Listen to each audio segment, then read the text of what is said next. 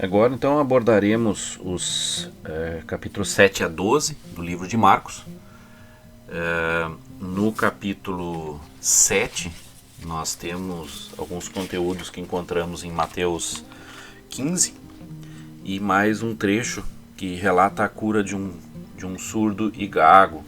Como nós já vimos comentado anteriormente, né, os evangelhos se complementam e o que para um pode ter passado desapercebido ou não achou tão relevante documentar, o outro documentou. Então aqui tem um trecho onde é relatado mais uma das curas de Jesus. Lá em Mateus nós vimos que é dito, né, que muitas outras curas, né, foram feitas por Jesus e que não teria como relatar tudo que ele fez. Então por esse motivo é que eventualmente aparece um relato diferente num evangelho e outro, né, e por isso que nós temos 4 evangelhos, senão bastaria um, né? Nós temos 4 justamente porque há diferenças entre eles e eles se complementam entre si. No capítulo 8 do livro de Marcos, nós encontramos boa parte dele nos capítulos 15 e 16 do livro de Mateus. E também tem mais uma cura relatada aqui, que é a cura de um cego em Betsaida. Então, mais uma das curas que não haviam sido relatadas até então e que agora estão aqui representadas nesse capítulo. No capítulo 9 de Marcos, boa parte dele nós encontramos nos capítulos 5, 16, 17 e 18 de Mateus. Porém, tem um trecho que consta nos versículos 38 a 41 que não se encontra no livro de Mateus. Então eu vou lê-lo aqui para a gente depois falar um pouquinho. Disse-lhe João: Mestre, vimos um homem que em teu nome expelia demônios, o qual não nos segue, e nós o proibimos, porque não seguia conosco. Mas Jesus respondeu: Não lhe o proibais, porque ninguém há que faça milagre em meu nome e logo a seguir possa falar mal de mim. Pois quem não é contra nós é por nós. Porquanto aquele que vos der de beber um copo de água em meu nome, porque sois de Cristo, em verdade vos digo que de modo algum perderá o seu galardão. Então, esse trecho aqui, ele é bem interessante, porque ele nos traz uma verdade, né?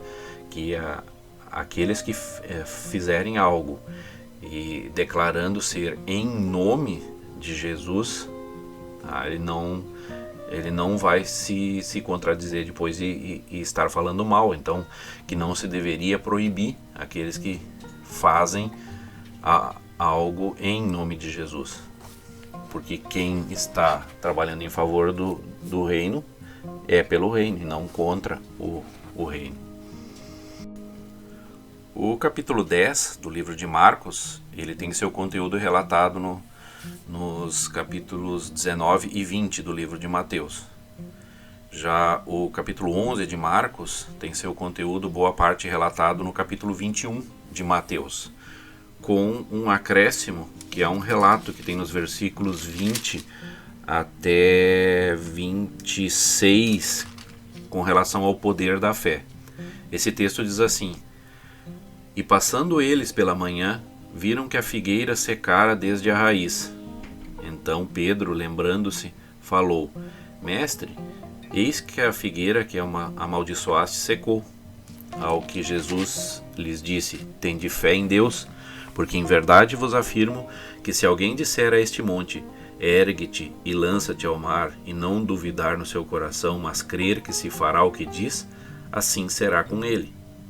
Por isso vos digo que tudo quanto em oração pedirdes, crede que recebestes, e será assim convosco. E quando estiverdes orando, se tendes alguma coisa contra alguém, perdoai, para que vosso Pai Celeste vos perdoe as vossas ofensas. Mas se não perdoardes, também vosso Pai Celestial não vos perdoará as vossas ofensas. Então aqui é um texto onde Jesus aborda a questão da fé, né? Onde ele trabalha com algumas etapas. É o pedir com fé, crer que já recebeu e aí vai receber. Ou interceder por algo. É o exemplo do monte, né, que Jesus disse que se tiver fé suficiente vai poder mover esse monte, jogar daqui até o mar. Claro que é um exemplo, né, é algo, vamos dizer assim, que se imaginaria não executável aos olhos humanos, mas também é uma coisa que seria em tese desnecessária, só para mostrar o tamanho do que se pode conseguir com a fé. E então ele passa por essas duas etapas. Primeiro é o querer e depois acreditar que realmente vai se conseguir. É isso que Jesus tenta colocar aqui, que muitas vezes se pede, mas já se pede não acreditando que aquilo possa ser atendido, e também quando se tenta fazer algo já se faz duvidando de que se consiga fazer. Então é nesse ponto que Jesus coloca. Ele complementa no final com relação também a quando se for orar, se a gente tem algo contra alguém, perdoar, para que da mesma forma nós vamos acabar pedindo perdão em algum momento, Deus também nos perdoe. O capítulo 12 do livro de Marcos, ele tem seu conteúdo relatado nos capítulos 21, 22 e 23 de Mateus, à exceção de um trecho onde é relatada a oferta da viúva pobre. Isso está nos versículos 41 a 44, que diz assim: Assentado diante do gasofilácio, observava Jesus como o povo lançava ali o dinheiro. Ora, muitos ricos depositavam grandes quantias. Vindo, porém, uma viúva pobre, depositou 2 pequenas moedas correspondentes a um quadrante. E chamando os seus discípulos, disse-lhes: Em verdade vos digo que esta viúva pobre depositou no gasofilácio mais do que fizeram todos os ofertantes, porque todos eles ofertaram do que lhe sobrava. Ela, porém, da sua pobreza deu tudo quanto possuía, todo o seu sustento. Primeiro, o gasofilácio é o nome que se dá para a caixa de coleta, né, onde se coloca as ofertas. E é o mesmo nome que se tem hoje nas igrejas também para esse receptor. E aqui Jesus faz uma abordagem de que não é o tamanho da oferta que importa, mas sim o quanto isso vem ou não do coração. Então, quando se tem muito dinheiro, tu até pode dar muito dinheiro, isso não vai te fazer falta, isso não te pesa. Mas no caso do exemplo da viúva, provavelmente era só o que ela tinha. Talvez ela não tivesse de onde tirar o sustento por um bom tempo depois daquilo. E mesmo assim ela deu aquelas 2 moedas que ela tinha. Então aquilo ali foi algo que teve muito mais valor do que o próprio valor do dinheiro em si. Então essa mensagem Jesus está querendo nos trazer aqui agora, que não é a quantidade, não é quem dá mais, mas é quem dá de coração, né? E quem se sacrifica para contribuir com o reino.